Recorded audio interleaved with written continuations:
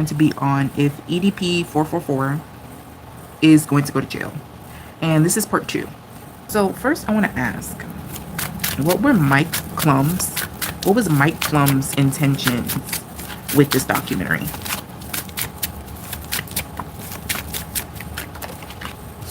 We have the Page of Swords. We have the Four Wands, the Ace of Cups, the Devil, and we have the Hanged Man.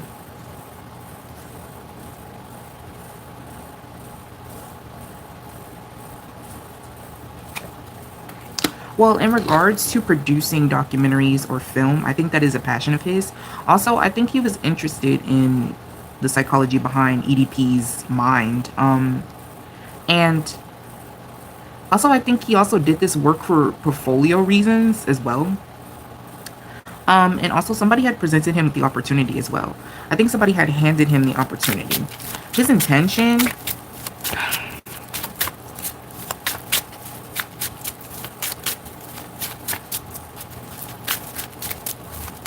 I'm kind of confused here, if I'm not, to be honest with you. It's weird. It's like,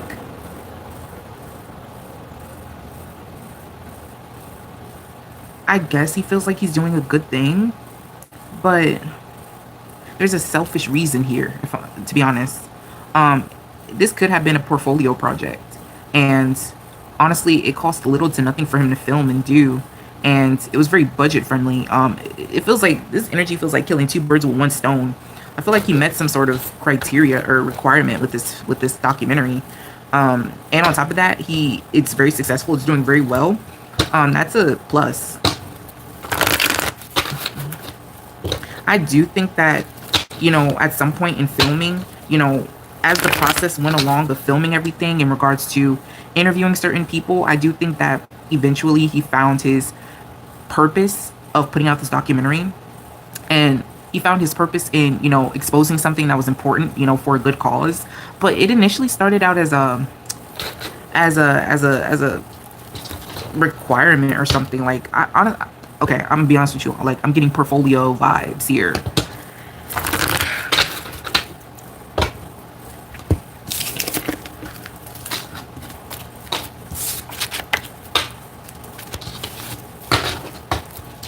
What was Mike's energy while filming the doc?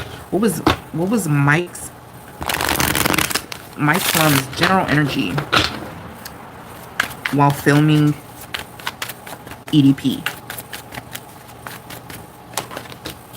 Undying patience. Self-reflection.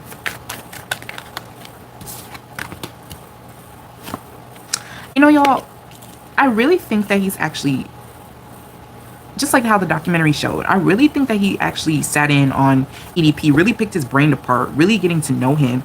In the show Wednesday, she was a therapist. She was Wednesday's therapist, and she was there to, just kind of guide Wednesday and help her and really also pick her brain apart. I think that one thing that he's left out of the interview is EDP grieving his mother. Honestly, y'all, there might be a part 2 or behind the scenes, and it could show a different side of like how his mother's death has impacted him as a person. I think he purposely left a certain part out. And to be honest with you, y'all, he doesn't care. I'm gonna be honest with you, he doesn't feel sorry for EDP. He doesn't. Anytime he saw EDP being vulnerable or weak, well, he was being vulnerable the whole documentary, but Mike viewed it as taking a step back and just observing. He wasn't even trying to begin to, he didn't even try to begin to feel sorry for him. And good on him. And I think that EDP also, EDP wanted a friend. He wanted Mike to be his fucking friend. And I think that Mike really had to, anytime that EDP, I think EDP really had to pull out the information that he gave us in the documentary. He had to pull it out of him. I think there was a moment of bonding that had to go on. I I think he really had to play the part of a therapist and really warm him up, like make him get used to him so that, you know, he could pull out the information he needed to pull out of EDP. Um, and he was very precise with it too. He made sure that everything stayed with precision. Like, basically what I'm trying to say is EDP really like was always like going off track when he was being interviewed by Mike, and when Mike was trying to ask him the hard-hitting questions, he was trying to get off track. You know, it's like EDP really thought in his mind that Mike was his friend. Um, and Mike had to really kind of set him straight. Like, anytime Mike came over to his house and be like, Mike was like, oh, okay, for example, Mike texted him and be like, oh, Brian, like, I would like to come over to your house and, you know, we could talk, you know, and I would like to film some stuff, you know. And then Brian would be like, oh, okay, you know, we could film. And then and then Mike gets there, and then Brian got snacks and shit out, and then he got the game on, and he's like, oh, and then Mike is like, what's going on? Like, I thought we were going to talk. I thought we were going to film. And Brian was like, oh, yeah, we could film later. I just wanted to catch up on the game. You want to watch? Like, it's like, that's what it's giving. It's like, bro, EDP really thought he had a friend. Yeah, no. He has no interest in being your friend. I'll tell you that now. Every time I pull energy on him, my throat itches. Like,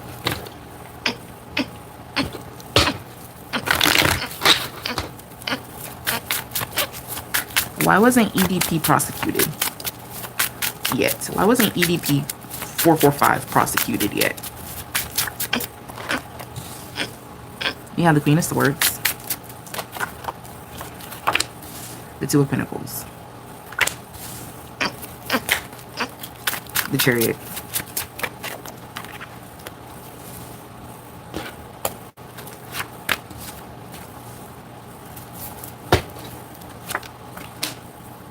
his county is busy. I also feel like that has something to do with a budget here, in regards to the police or the authorities in his county, his city, or whatever the fuck, wherever the crime took place. Because I know that they have you, wherever the crime took place, they have you file a police report there. You can't just go to any police station. Also has something to do with his mother. Also, I think somebody's mother or parent. It might be him or it might be Kayla.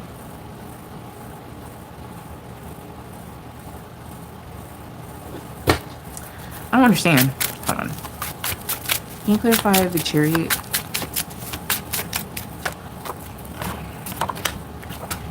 We have the Eight of Wands and we have the Devil card.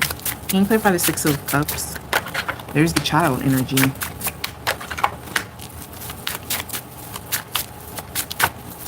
Can you clarify the... Ooh.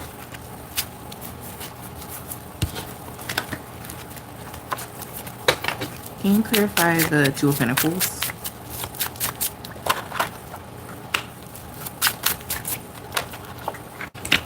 Yeah, y'all. The thing is, y'all, okay, I feel like this girl has something to do with it. She's actually fighting him going to jail. She's fighting it behind the scenes. Or she's making an effort. Allegedly. I could be wrong. And I hope that I am. I hope I am. Because, like I talked about this in part 1, she actually became a victim to his manipulation. And that's why it's such a problem. Because you were so young, and for you to just be manipulated like this to where you don't want justice for what he was doing to you is a problem. And that's exactly why he needs to be under the jailhouse. And so I hope I'm wrong. But it looks like she's fighting it behind the scenes. Her mother, somebody's parents, is fighting this behind the scenes. It could be EDP's parent, mom, but I don't think so. I honestly feel like it's hers. She wants to forget about this already. She feels like it's dragged on. That's why he's not being prosecuted. And it's weird. It's like something about the law where it took place. It's like, I think the girl is old enough to say that she doesn't want to press charges. As of now, she's old enough. And because it happened so a while ago, they don't have to prosecute him. They don't have to press charges. They don't have to charge him with anything if she doesn't want them to. It's her. She's the obstacle. It's the little girl. And I'm not victim blaming. I swear I'm not. This is actually really sad. It's her. All she has to do is report his ass, and they have no choice but to take him to jail. But she never reported a crime. That's what the cards are saying. She never reported a crime. She's scared. She's very in her head. She doesn't know what to do.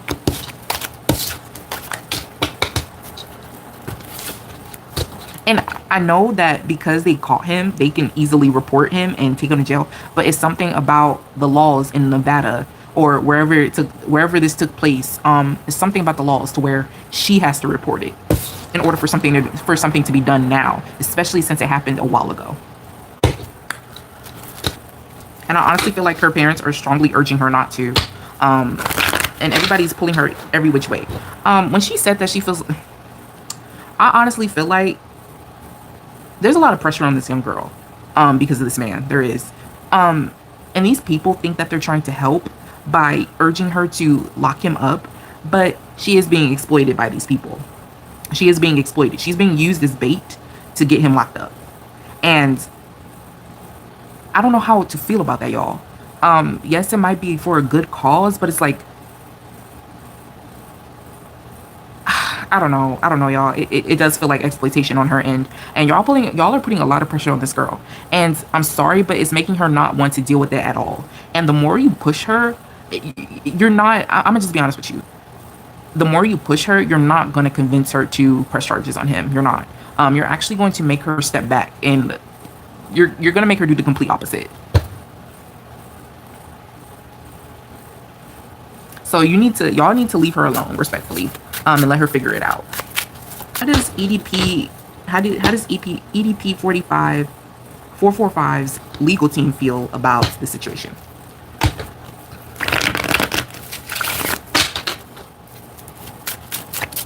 How does EDP 445's legal team feel about the Five of Swords, the Nine of Cups,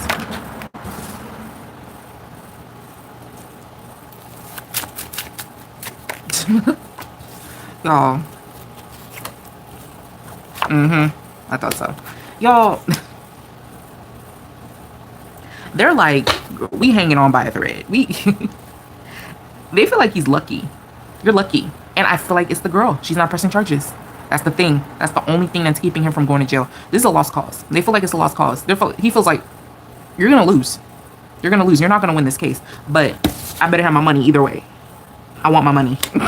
That's how his legal team feel. And they like, we going to do the best we can. But listen, you're digging yourself deeper into a hole, and you're not going to win. You're not going to win. If this does go to trial, you have no chance.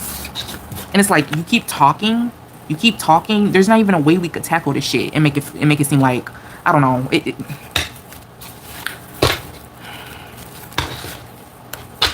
I hope he's still not in contact with that girl. Because a part of me feels like he is. Is Kayla really traumatized by the situation? Is Kayla really traumatized by EDP 445?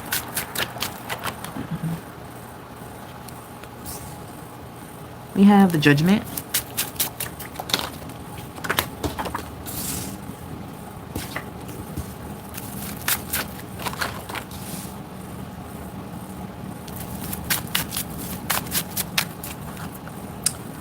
I don't think she doesn't understand.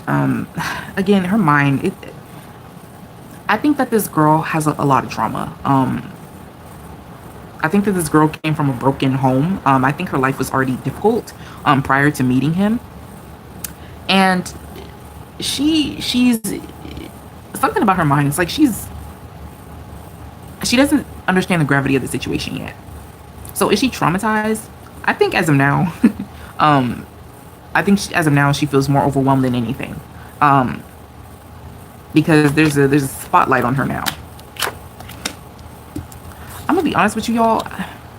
It doesn't say that she's traumatized. It's more so like, in regards to the situation, I think she still has compassion. She still has compassion. We have the King of Cups and we have the Queen of Cups here. She still has compassion. She's still emotionally balanced about it. She's still operating in that kid mentality with the Page of Cups here. And the Page of Cups is a child in the tarot. And then we have the Five of Wands in reverse.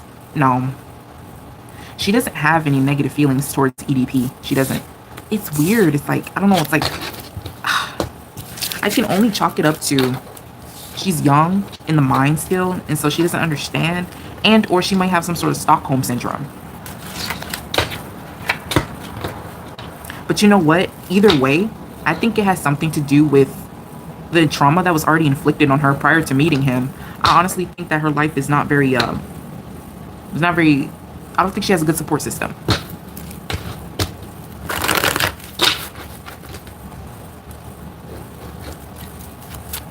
Is this documentary going to make EDP go to jail?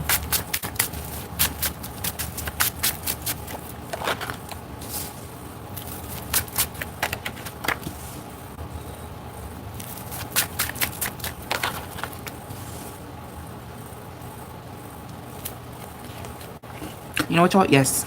Yes. But it's going to take some time. It's going to take some time.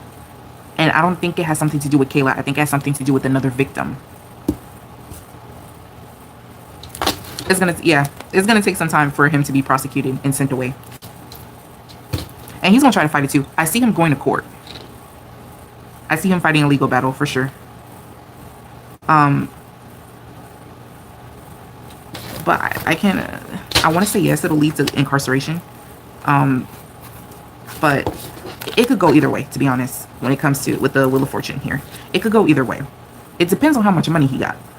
This could, I hate to say this, but this could easily go away if people get paid off. This could easily go away. If he has the money, then this could go away. But if he doesn't, if he lacks the funds, if he can't pull some sort of plea deal or something, or if he parole or something, no, he's gonna go to jail.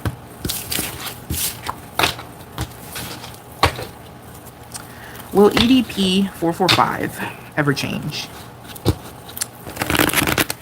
his sick ways? Will EDP 445 ever change his sick ways?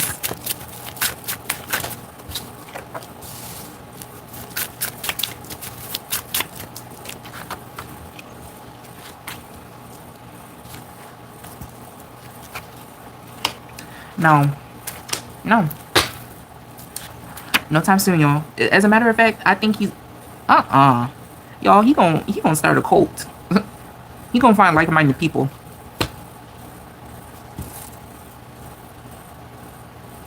He gonna find his kin. That's what he gonna do. A lot of loss here, a lot of lack, a lot of loss. Probably even destitute, y'all. He's still gonna find his kin. It is so much easier to just put in the work and to fix yourself, because per part one, he needs to fix himself. He needs to fix himself. He needs the highest level altitude of therapy that there is out there, to fix his ways.